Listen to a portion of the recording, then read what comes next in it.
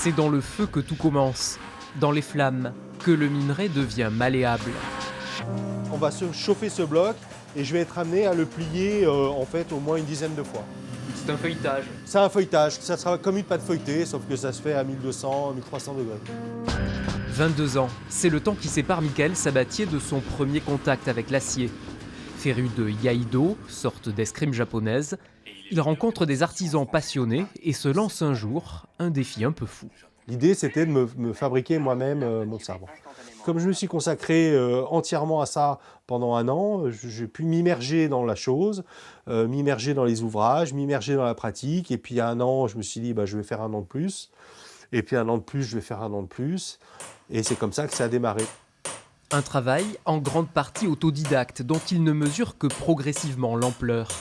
Car au Japon, lorsqu'il s'agit de faire un sabre, pas moins de 6 métiers sont nécessaires. Autour du sabre japonais, il y a tout un écosystème de métiers qui existe. Il y a la fabrication du ebaki, la fabrication du fourreau, le laquage. Donc j'ai appris, bon an, mal an, à tout faire.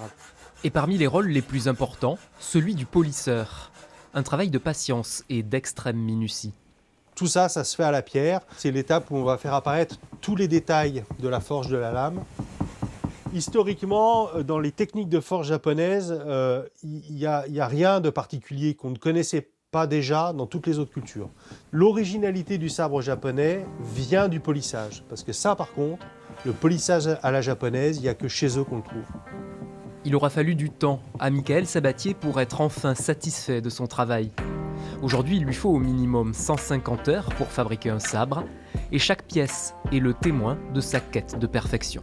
Ce qui est vraiment gratifiant, c'est quand, étape par étape, marche par marche, j'arrive à me dire, ce point-là, l'année dernière, ça me posait problème, mais non, j'arrive bien à le faire.